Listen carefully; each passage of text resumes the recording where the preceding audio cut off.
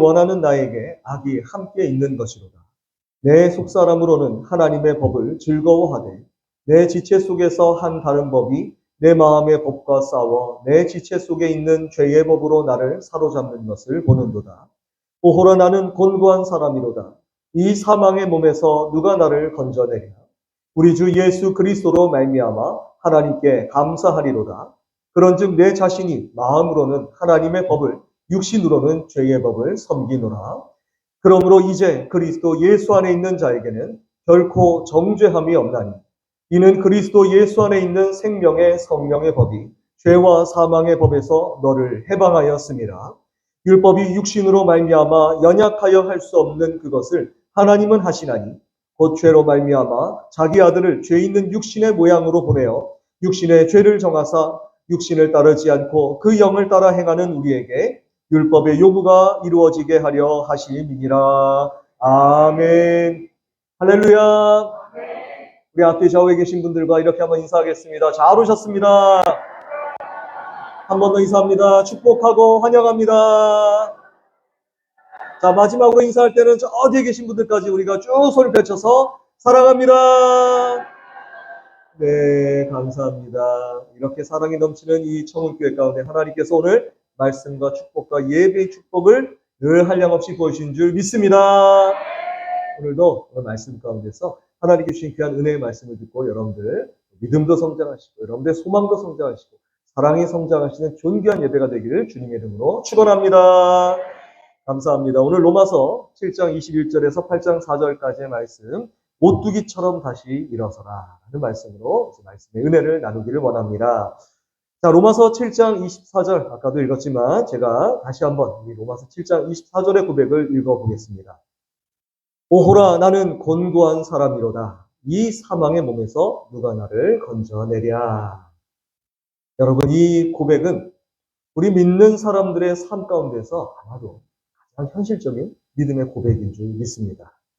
왜냐하면 우리의 그 영적인 현실의 삶, 우리가 정말 꿈꾸고 이상적인 삶은 정말 하나님 나라의 한 나라에서 우리가 정말 하나님의 사랑과 그 은혜 속에서 충만한 삶을 살기를 원하는데 우리의 현실의 삶을 바라보게 된다면 사실은 영적인 전쟁터를 단둘케 하고 있기 때문이죠.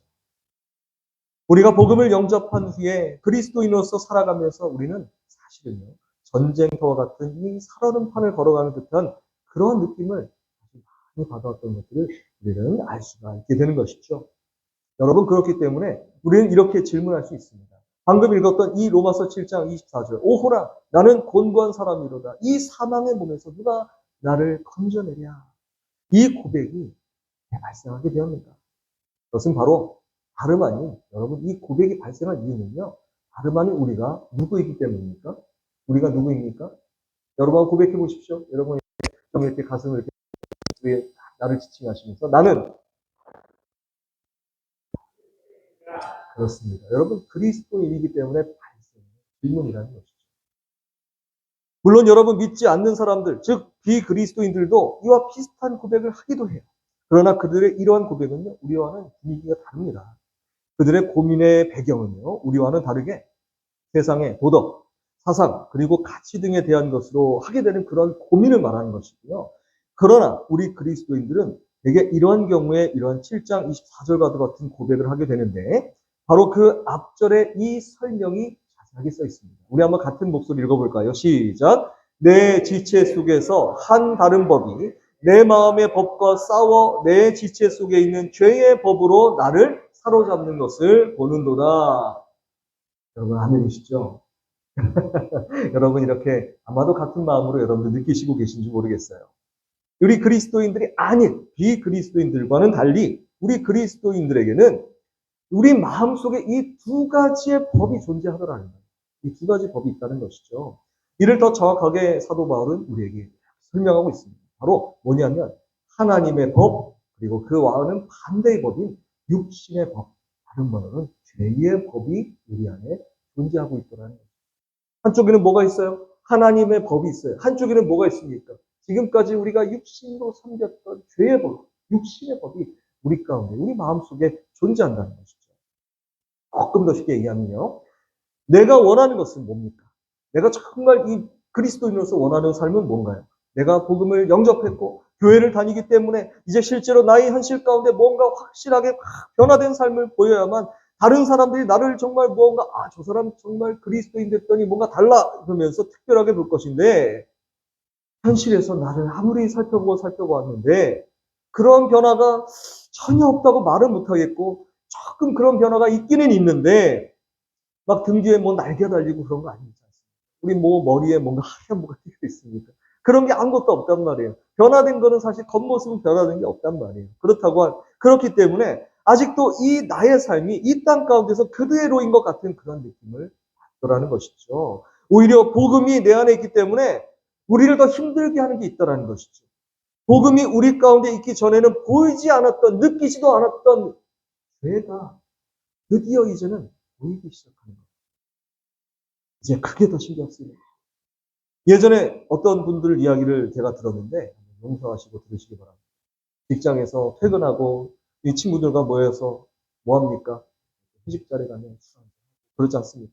이게 나는 이게 사실은 너무나 당연한 거예요. 직장인 다니신 분들 너무나 당연한 것이죠. 그리고 스트레스를 얼마나 그 시간마다 정말 그 스트레스 받지 않습니까? 그러면 이제 뭐 몇십 분씩 일하다가 나가가지고 뭐 합니까? 담배 한번 태우고 이런 것들, 이제 그런 것들이 참 어떻게 보면 자신을 탈출시켜주고 회복시켜주고 막 그렇게 기쁨을 줬던 행복한 그런 시간이라고 생각을 했는데 오히려 이제는 예수 그리스도의 구원받은 그리스도인입니다라고 이제 우리가 생각을 하고 그 믿음으로 이제는 나아가면서 그렇게 살아가다 보니 지금까지는 그게 당연하다고 생각했던 그런 일들이 이제는 이 발걸음이 조금씩 조심스러워지더라는 것이죠. 혹시라도 내가 아는 사람은 없을까? 우리 교회 사람이 혹시라도 주변에서 나를 지켜보는 건 아닐까? 내가 하는 이런 행동으로 인해서 내가 또는 우리 교회가 욕을 먹는 건 아닐까라는 이러한 조바심들이 오히려 나를 뭔가 죄인으로 만들고 있는 것 같은 그런 느낌을 받는다라는 거죠. 결론적으로 이 변화가 사실은 있는 변화예요. 그러나 이 변화를 우리가 정말 잘 이겨내고 정말 이것을 우리가 소화해내고 있는가를 우리가 한번 말씀해서 느껴봐야 된다는 것입니다. 자, 방금 읽은 7장의 후반부를 천천히 살펴보면요. 그래서 우리를 향해서 이렇게 선포하고 있는 듯한 느낌이 느껴지게 되는 것이죠. 바로 무엇이냐? 너희는 전쟁포로가 되었다. 참 이게 어려운 일이 말입니다. 너희는 전쟁포로가 되었다. 이것이 원래 어떠한 것이 이런 역할을 했냐면 바로 율법이 이런 역할을 했어요. 율법이. 이스라엘 민족이자 고귀한 율법학자 출신의 유대인인 사도 바울은 그가 율법을 통해서 하나님을 향해서 이러한 마음, 즉 24절과 같이 오호라 나는 곤고한 사람이로다 이 사망의 몸에서 누가 나를 건져내랴 라고 고백하는 마음을 갖게 되었다고 말하고 있죠. 이것을 좀 더 원어적인 의미로 이렇게 살리면요. 이렇게 말하는 것이죠. 그 밑에 이제 적혀 있습니다. 제가 읽어보겠습니다. 나는 비참한 사람입니다. 누가 이 죽음의 몸에서 나를 건져주겠습니까? 그런 의미라는 것이죠. 이렇게 비참하고 참담할 수 없다는 것이죠. 율법에 완벽한 내가 하나님을 따라 살아가려고 그렇게 부단히도 애를 쓰고 또 애를 썼건만 나의 육신은 오히려 그러한 하나님의 뜻보다는 나를 죄와 사망의 길로 이끌었던 그 법에 아직도 종속되어 있음을 슬퍼하며 울부짖고 있었다는 것이죠. 이것이 그가 겪었던 영적 전쟁터였다는 것입니다. 그리고 그가 아직도 죄와 사망의 법이라는 감옥에 갇히고만 패배자와도 같은 전쟁포로처럼 그렇게 그 자신이 느껴졌었다는 것을 아주 솔직하게 고민하고 있는 것입니다. 고백하고 있는 것입니다. 여러분, 우리에게 그런 고백함이 있습니까? 그런 고민함이 있습니까? 나는 하나님의 법으로 나는 좀 나가고 싶은데 아직도 내 발을 붙들고 있는 이 육신의 법이 아직도 나를 붙들고 있습니다. 나를 아직도 이렇게 성장하지 못하게 하고 있습니다. 왜 그럴까요? 왜 그럴까요? 이렇게 사도 바울이 오늘 말씀을 통해서 고백하고 있다는 것이죠. 자, 이것은 뭐 때문입니까?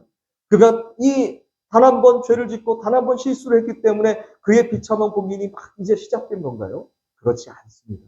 23절의 말씀을 다시 보게 되면요. 뭐라고 되어 있냐면 내 지체 속에서 한 다른 법이 내 마음의 법과 싸워 내 지체 속에 있는 죄의 법으로 나를 하고 괄호가 있지요. 사로잡는 것을 보는도다. 이렇게 되어 있는데 여러분 이 문맥 속에 괄호가 있지 않습니까? 이 괄호의 말씀을 한번 집어넣어서 우리가 한번 같이 한번 읽어보겠습니다. 우리 괄호가 있지 않습니까? 자, 이 말씀을 한번 같이 한번 읽어보겠습니다. 시작! 내 지체 속에서 한 다른 법이 내 마음의 법과 싸워 내 지체 속에 있는 죄의 법으로 나를 계속해서 사로잡는 것을 보는도다. 라고 이 괄호 속에 있는 말이 사실 생략되어 있는 말씀입니다. 사도 바울은 자신이 죄의 법으로 자신이 그리스도를 알지 못했을 때에 그가 의롭다 여겼던 그 법 가운데로 그것이 자신을 계속해서 이끌어가려고 하는 것을 느꼈던 것이죠. 24절에서 그가 오호라라는 곤고한 사람이로다 이렇게 비참함을 토로했던 것은 무엇이냐면 그가 사실은 지금 당장 갑자기 뭔가 이 불안함이 생긴 것이 아니라 계속 되어진 영적 전쟁터 가운데서 계속되는 패배감을 느끼면서 그렇게 있었다라는 것이죠. 그의 발이 아직도 이 땅, 즉 완벽한 하나님 나라가 도래하지 않은 이 세상 가운데 있기 때문에 그가 육신으로 하나님의 뜻을 배신했던 그 옛 죄악의 길로 다시 계속해서 끊임없이 유혹받고 있는 영적 전쟁의 상황 가운데에 패배를 계속 느끼고 있었다라는 것. 즉 자신이 그 포로된 그 사실에 너무나도 참담한 상황의 마음을 금할 길이 없었다는 것을 지금 가슴 아프게 고백하고 있다는 것이죠. 여러분, 무엇이 문제일까요? 사도 바울이 안고 있었던 이 7장 24절 오호라 나는 곤고한 사람이로다의 고백이 오늘 우리에게까지도 아직도 전염되어 있습니다. 계속해서 우리 삶 가운데 계속 있다는 것이죠. 뿌리 내려져 있다는 것이죠. 이것은 무슨 까닭일까요? 우리는 아직도 이런 고민을 계속해서 해 나아가야만 하는 것일까요? 아유, 하나님, 그러면 저 정말 믿음 생활하기 어려울 것 같아요. 아니, 이게 너무 괴로워서 제가 어떻게 살겠습니까? 저 이거 더 이상 못하겠습니다. 혹시라도 이렇게 고백해 본 적은 없습니까? 이렇게 반복되어지는 그러한 이 고민에 의해서 오히려 우리는 혹시라도 아직도 영적인 패배감이 이렇게 있는 것은 아닌가요? 조금 더 이해를 돕기 위해서 한 가지 예를 한번 들어보겠습니다. 여러분, 우리는 하나님 앞에 죄를 짓거나 실수를 저지르게 되면 뭘 하죠? 하나님 앞에 회개하지 않습니다. 회개하는 것이죠. 여러분, 회개가 뭐죠? 바로 회개는 우리의 이러한 고민을 해결하기 위해서, 우리를 위해서 피 흘리신 주님 앞에, 그리고 이를 위해서 우리에게 그 어마어마한 사랑을 보여주신 하나님 아버지 앞에 다 우리의 문제를 내려놓고 용서를 구하는 것이죠. 그것이 회개 맞지 않습니까? 자, 그런데 여기서 문제라는 것입니다. 그렇다라고 한다면 이렇게 회개를 해놓고 다시 그와 똑같은 죄를 저지를까요? 저지르지 않을까요? 네. 저지르지 않으면 참 좋겠는데 희한하게 그 죄를 또 반복해서 또 저지르는 것을 보지 않습니까? 자, 그런 것처럼 여러분 그렇다라고 한다면 이 회개가 어떤 회개일까요? 이게 진정한 회개가 되는 것일까요? 여러분 성경이 말하는 회개는 그렇지 않다는 것이에요. 회개는 완전히 회개하는 바로 그 자리에서 끝나는 것을 말하는 거예요. 회개는요, 바로 그것을 다시는 행하지 않는 것을 뜻하는 것이 회개라는 것입니다. 다시 그것을 행하지 않는 거예요. 180도 여러분 화살이 쭉 앞으로 나가잖아요. 화살이 쭉 앞으로 나아가서 180, 그러니까 쭉 나갔던 화살이 이 180도로 완전히 바뀌어서 다시 왔던 자리로 돌아가는 거예요. 완전히 그 화살의 방향이 바뀌어서 날아가는 거예요. 회개라는 것은 하나님 앞에 어그러졌던 우리의 모습을 완전하게 회복시킨다라는 아주 매우 중요한 의미를 포함하고 있는 것이죠. 자, 그러므로 만약 우리가 회개를 하려고 정말 열심히 금식도 하고 열심히 눈물도 열정적으로 흘리면서 그렇게 매우 신중하게 경건하게 자중하는 모습으로 회개한다 해도 우리가 만약 완전한 모습으로 변화되지 못하는 모습이 보인다라고 한다면, 그렇게 변화된 모습이 보이지 않는다라고 한다면 이것 또한 죄가 되는 것입니다. 이게 어려운 말이죠. 그러면 도대체 어떻게 하란 말입니까? 목사님 도대체 어떻게 하란 말입니까? 그렇다면 우리 회개를 하지 말아야 되는 건가요? 네, 그렇지 않다는 것이죠. 근데 당연히 회개를 해야 되지만 여러분 이러한 마음으로 해서는 안 된다는 것을 성경은 가르쳐주고 있는 것이죠. 그러니까 우리는 이것을 깨달아야 되는 것입니다. 한마디로 우리는 어떠한 존재냐. 사실은 이렇게 성경에서 말씀하고 있는 이 회개조차도 정말 그렇게 하지 못하고 있는 연약하고 미련하고 너무나 부족한 존재라는 것을 알고 있어야 됩니다. 그 깨달음이 바로 우리의 삶 가운데 고백이 되어야 된다는 것이죠. 우리의 영적 상태에 대해서 여러분 아직도 누군가가 필요하다라는 것을 우리에게 알려주시고 있는 말씀이라는 것이죠. 여러분 그러면 어떻게 되겠습니까? 어줍지 않은, 또 돌이킬 수 없는, 또 용기도 없는 그러한 회개를 그래도 어떻게든 하면서라도 우리의 이러한 고민을 계속 해결해 보아야 하는 거예요. 정말 우리 안에 자꾸 이러한 그 패배감이 드는 그러한 삶의 발걸음을 계속해서 발걸음을 걸어 나가야 되는 것입니다. 아니면 이렇게 반복되는 나의 영적 비참함의 상태에 대해서 어찌할 바를 알지 못하기 때문에 두 손 두 발 이렇게 그냥 놓고 있어야 되는 것입니다. 자, 사도 바울은 그래서 결코 로마서를 7장으로 끝내지 않았다라는 사실이에요. 여러분, 이 사실을 우리는 기뻐해야 된다는 것이죠. 여러분, 7장으로 끝내지 않고요. 바로 8장 1절로 나아가고 있습니다. 그래서 8장 1절로 나아가면서 우리는요, 로마서 7장에서 8장으로 이어주고 있는 아주 위대한, 아주 대단한 접속사를 우리가 하나 발견할 수가 있습니다. 여기 스크린에 띄어져 있습니다. 바로 무엇입니까? 읽어보겠습니다. 시작! 그러므로가 읽어주시면 됩니다. 여러분, 그러므로. 여러분 혹시 성경책에 혹시 뭐 이렇게 그으실 만한 게 있습니까? 거기 그러므로는 이렇게 한번 표시해 주시죠. 그러므로. 여러분 읽으실 때요. 이 접속사를 굉장히 중요합니다. 여러분 접속사를 여러분이 잘 이해하고 넘어가시면요. 은혜가 2배가 됩니다. 자, 그러므로입니다. 여러분이 접속사가 주는 의미는요. 그냥 문장과 문장을 이어주는 내용이 아니에요. 이 접속사는 그야말로 이 7장 24절 오호라 나는 곤고한 사람이로다. 누가 이 나의 죄를, 내 죄된 몸을 누가 해결해 주랴라고 하는 이 말씀에 우리의 그 복잡하다는 심각하고도 비참한 고민에 대해서 우리를 도와주십니다. 즉 이 세상에서는 찾을 수 없지만 우리가 영의 눈을 떠야만 만날 수 있는 한 분을 우리에게 소개시켜 주시고 있는 접속사입니다. 그러므로 자, 이 너무나도 이 놀라운 접속사, 여러분, 이 접속사를 여러분 한번 생각하면서 이 8장 1절을 우리가 함께 믿음으로 읽어보도록 하겠습니다. 8장 1절입니다. 시작! 그러므로 이제 그리스도 예수 안에 있는 자에게는 결코 정죄함이 없나니. 아멘이십니까? 여러분, 누가 여기서 소개되어지고 있습니까? 바로 그리스도 예수 그리스도. 즉 우리의 죄를 해결하시기 위해서 어린 양 희생 제사를 그 몸에 단번에 받으시고 죽으셨지만 하늘의 집을 선물하시기 위해서 새 생명의 옷을 최초로 입으신 우리의 구원의 주님 되시는 예수님을 우리에게 소개하고 계시는 것입니다. 여러분 믿으십니까? 그렇습니다. 그런데 이 표현이 독특하죠. 그리스도, 예수, 뭐라고요? 안에. 그리스도, 예수 안에라고 이렇게 소개하고 있는 것이죠. 우리는 누구 안에 있는 것입니까? 그리스도, 예수 안에 있습니다. 언제를 말하고 있는 것 같습니까? 언제요? 지금 우리 살아가고 있는 이 생명의 시간. 바로 지금을 말하는 것입니다. 우리의 믿음의 현재 가운데에 우리는 예수 그리스도 안에 속해 있다는 사실입니다. 믿으십니까? 여러분 로마서 7장과 8장의 차이는 바로 예수 그리스도로 인한 것이라는 것이죠.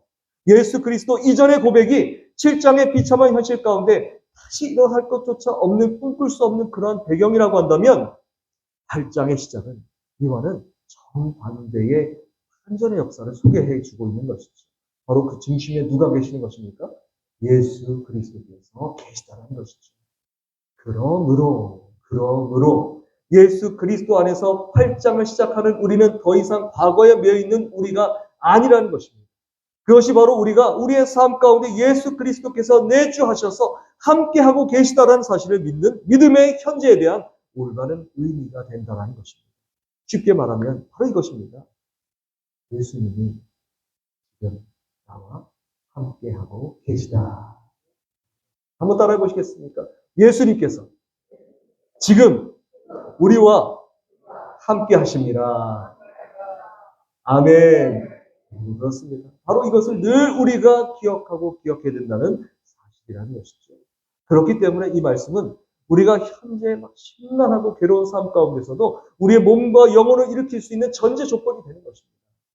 이것은 우리의 힘과 능력으로 이루어진 것이 아니에요. 우리의 자랑과 그 어떤 의로움으로도 이루어질 수 없는 일입니다. 이것은 전적으로 예수 그리스도께서 우리를 위해서 십자가를 지셨기 때문에 가능한 일인 것입니다. 여러분 언제 지셨습니까? 언제 지셨습니까? 과거에 지셨습니다. 2000년 전에 지셨어요. 게다가 그분은 우리에게 생명을 주시기 위해서 부활하시기까지 하셨죠. 언제 하셨습니까? 과거에 하셨습니다. 2000년 전에 하셨어요. 이러한 과거에, 즉 지금으로부터 2000년 전에 예수님께서 이러한 놀라운 일, 즉 복음을 이루셨기 때문에 지금 우리는 예수님 안에 갈 수 있는 것입니다. 과거에 이루어진 구원이 그대로 끝난 것이 아니라 지금 현재를 살아가는 우리에게까지 연결되어져 있다는 것이죠. 그런 능력이 바로 이 복음에 들어있습니다. 우리가 믿는 이 복음이 바로 과거와 현재를 이어주는 능력의 바로 그 원천이라는 것입니다. 여러분, 지금 우리는 이 복음을 받아들여서 이 사건이 일어난 2000년 후인 지금의 삶을 살아가고 있는 것이죠. 여러분, 이것을 우리는 바로 믿음의 현재다라고 부르는 것입니다. 이 믿음의 현재는 2000년 전 구원을 이루신 예수님과 지금 우리에게 임하신 예수님께서 동일한 분이심을 깨달을 수 있고 만날 수 있는 유일한 방법이기 때문인 것이죠. 자, 그렇다면 왜 우리는 이것을 깨달아야만 합니까? 왜 이것을 우리가 깨달아야 됩니까?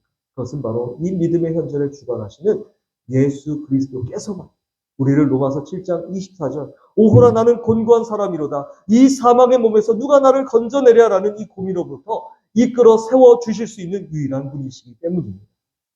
그리고 예수님께서는 믿음의 현재의 기반이 되는 2000년 전의 구원의 역사를 과거로 지탱해 주시면서 이 사실을 우리로 하여금 절대로 번복하지 못하도록 하는 역할을 감당해 주신다는 것이죠. 그것은 곧 절대적으로 우리의 7장 24절의 고민이 누구로만 해결받게 하기 위함이라는 것입니다. 바로 예수님을 통해서만 해결과 구원을 받게 하시기 위함이라는 것입니다. 다시 말하자면 이렇게 고민하고 또 그렇게 죄짓고 그렇게 아직도 갈팡질팡하는 지금 우리들 앞에 누가 계시다는 거죠. 누가 계시죠? 여러분 보시고 계십니까? 영적으로 여기에 지금 우리가 예수님을 눈으로 볼 수 있다는 사실이 아닙니다. 그러나 우리는 바로 복음이 바로 우리의 심장을 뛰게 하고 있는 우리는 느끼고 있는 것이죠. 지금 우리의 생명의 심장을 붙들고 계신 분 누구십니까? 예수 그리스도시라는 것입니다. 예수 그리스도의 그 십자가 때문에 우리의 생명이 뛰고 있다. 우리의 생명이 나아갈 수 있게 됩니다. 바로 그것을 통해서 예수님께서 지금 우리와 함께 하신 줄 믿을 수 있게 되었다는 것입니다. 여러분 그렇습니다. 바로 지금 예수님께서 우리의 유일한 해결 방법이 되시기 위해서 이미 오래전부터 바로 여러분들과 함께 계시면서 계속해서 우리를 기다리고 계시다는 것입니다. 여러분들이 고통과 검문 가운데서 일어서는 것을 도와주시기 위해서 말이죠. 자, 그렇다면 예수 그리스도께서 우리 안에 내주하심으로 우리의 모든 비참한 삶의 현실이 해결받을 수 있게 된 바로 이 사건의 기원, 바로 그 뿌리는 도대체 어디서부터 기인한 것입니다. 예수님의 십자가와 부활 사건은 왜 일어난 것입니다. 여러분 잘 알고 계십니까? 사도 바울은 바로 2절 다음에 한 구절을 덧붙이면서 이것을 설명하고자 하고 있는 것이죠. 누가 태초부터 우리를 구원해 주시기를 원했는가를 우리가 알아내기를 원하는 것입니다. 오늘 본문 다음의 절 바로 3절의 말씀 우리가 같이 한번 읽어보도록 하겠습니다. 3절 말씀입니다. 시작. 율법이 육신으로 말미암아 연약하여 할 수 없는 그것을 거기까지만 읽겠습니다. 네.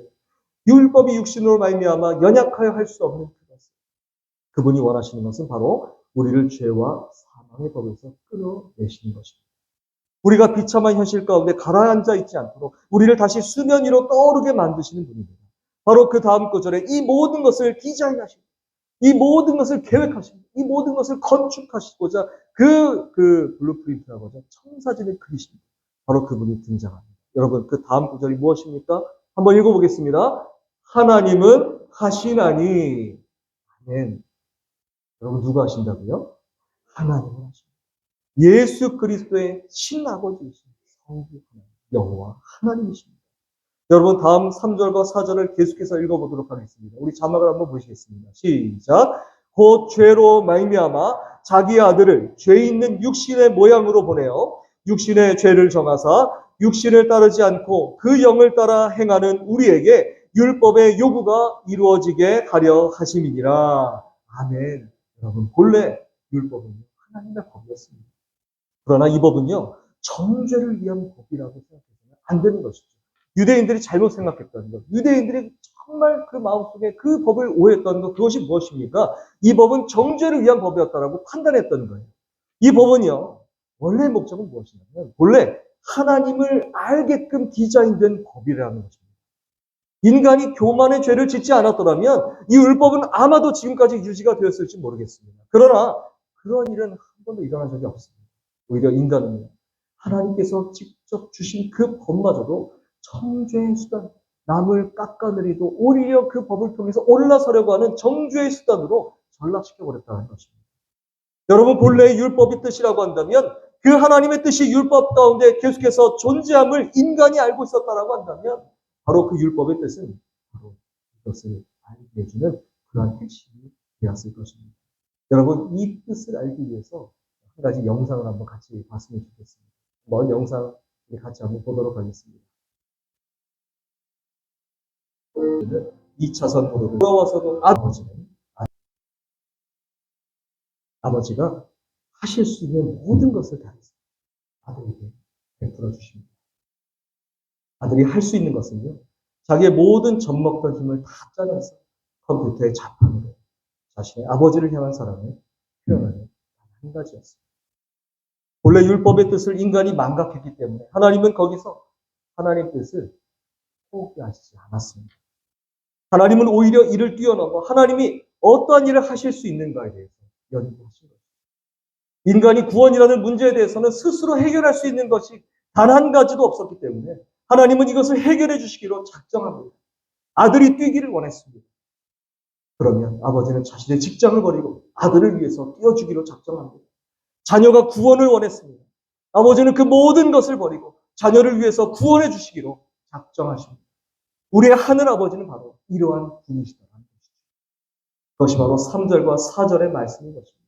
우리 같이 한번 이 말씀을 생각하면서, 이 마음을 생각하면서 이 말씀을 읽어보도록 하겠습니다. 시작. 곧 죄로 말미암아 자기 아들을 죄 있는 육신의 모양으로 보내어 육신의 죄를 정하사 육신을 따르지 않고 그 영을 따라 행하는 우리에게 율법의 요구가 이루어지게 하려 하심이니라. 자기 친아들을 버리셨습니다. 그리고 우리를 이렇게 해주셨습니다. 이것이 바로 하나님 아버지의 마음입니다. 여러분, 이제 우리는 우리를 위해서 자기를 버리기로 작정하신 하나님이심을 깨달았습니다. 우리를 위해서라면 다른 어떤 것도 다 제쳐두신 채 우리를 챙기시기를 가장 우선적으로 행하시는 분이심도 깨달았습니다. 그분의 눈 안에는요, 우리밖에 없는 것입니다. 그렇다고 한다면 여러분, 우리는 어떻게 해야겠습니까? 그리고 이러한 놀라운 구원의 계획을 디자인하시기 위해서 기꺼이 자기를 희생하시기로 결단하신 예수 그리스도를 지금 우리 믿음의 현재 가운데서 만나게 되었습니다. 또한 이를 확신하는 믿음의 그 조각이 우리 안에 있음을 깨달았다고 한다면 하나님 아버지 앞에 그리고 예수 그리스도 앞에 우리는 어떻게 나아가겠습니까? 우리는 더 이상 7장 24절에 오호라 나는 곤고한 사람이로다. 이 사망의 몸에서 누가 나를 건져내랴 라는 이 고백에서 벗어나야 된다는 것입니다. 절대적으로 이제 이 고민 안에서 더 머물러 있으면 안 됩니다. 즉 우리는요, 여러분 따라해 보실까요? 다시 일어서야 합니다. 이런 하나님 아버지의 사랑과 예수 그리스도의 십자가를 우리가 이미 안에서 우리의 심장에 새기면서 우리는 우리의 쓰러진 몸을 일으켜 세워야 한다는 것입니다. 여러분 쓰러집니까? 여러분 또 넘어졌습니까? 다시 일어서면 됩니다. 여러분 어린아이가 반복해서 하는 일이 무엇인지 아십니까? 넘어지잖아요. 일어나는 거예요. 얼마나 자주 넘어집니까? 그러나 일어나야 합니다. 일어나야 합니다. 일어나야 성장하는 것입니다. 쓰러지고 일어서고 쓰러지고 일어섭니다. 꼭 뭐 같습니까? 오뚜기는요. 넘어지면 바로 그런 것이죠. 우리로 하여금 그렇게 하시기 위해서 우리 주님이 2000년 전 우리를 위한 놀라운 구원의 계획을 디자인하시고 그 자신이 그곳에서 희생양이 되셨습니다. 여러분이 지금 예수 그리스도와 함께 하시고 계심을 믿으십니까? 여러분의 삶의 중심에 예수님께서 임재하고 계십니까? 여러분의 현재가 바로 예수 그리스도의 임재하신 가운데 있습니까? 그렇다면 우리는 다시 일어서면 됩니다. 우리가 할 일은 바로 하나뿐이라는 것이죠. 여러분, 이 일을 우리에게 실제적으로 하실 수 있는 바로 그분 우리에게 오늘 말씀을 소개해주고 계십니다. 그분은 바로 성령님이십니다. 혹시라도 우리가 이러한 사실 앞에 주저할까봐 우리 주님은 우리에게 정말 의지할 분을 여러분들을 위해서 준비해 주신 것을 기억하실 수 있기를 바랍니다. 우리가 녹두기라는 넘어지면 다시 일어날 수 있는 존재라는 것을 가르쳐 주시기 위해서 우리에게 함께 하시는 성령님을 우리에게 허락해 주셨다는 것이죠. 여러분 앞서 말씀드렸지만 로마서 7장 25절과 8장 2절을 읽는 접속사 그러므로가 향하는 바로 그분이 성령님이십니다. 우리는 성령 때문에 예수님을 만날 수 있게 되는 것이죠. 성령 때문에 우리의 영원한 아버지가 되시기로 하신 하나님의 놀라운 구원의 계획을 깨달을 수 있게 되는 것입니다. 여러분, 성령께서 우리를 도와주십니다. 우리를 오뚜기처럼 다시 일으켜 세워주십니다. 예수님께서는 지치고 고단한 우리를 태우시는 휠체어가 되어주십니다. 그리고 지금도 우리의 휠체어를 붙들고 뛸 준비가 되신 하나님을 만나게 해주십니다. 하나님께서는 성령님과 예수님의 완벽한 호흡을 바라보시면서 휠체어의 손잡이를 잡고 계십니다. 그리고 우리가 하나님을 바라보면서 이렇게 부르는 단 한마디를 간절히 기다리시면서 우리의 얼굴을 바라보고 계십니다. 우리는 다른 것 할 필요 없어요. 다른 것을 바라볼 필요도 없어요. 지금 나를 위해 그리고 우리를 위해 역사하시는 삼위일체 하나님을 온전히 바라보시고 온전히 붙드시면 됩니다. 오늘 우리의 기도가 이러한 기도가 되시기를 간절히 소망합니다. 한번 따라해 보실까요? 성령님, 제가 다시 일어서겠습니다. 예수님, 다른 것 의지하지 않겠습니다. 하나님, 영원한 아버지가 되어주심에 감사합니다. 기도하겠습니다. 하나님 아버지, 우리를 믿음의 길로 나아가게 하시니 감사를 드립니다. 세상은 우리의 믿음을 계속 시험하며 하나님의 길에서 탈락하기를 간절히 바랍니다. 그러나 그러한 우리를 구원하시기 위해 성령께서 지금도 우리의 팔을 붙드시며 예수님의 구원을 마음에 새기게 하시며 영원한 아버지이신 하나님의 능력의 손을 의지하도록 우리를 인도하시는 줄 믿습니다. 우리는 이 모든 길에 오로지 감사할 일 하나밖에는 아버지께 나아갈 방법이 없는 줄 압니다.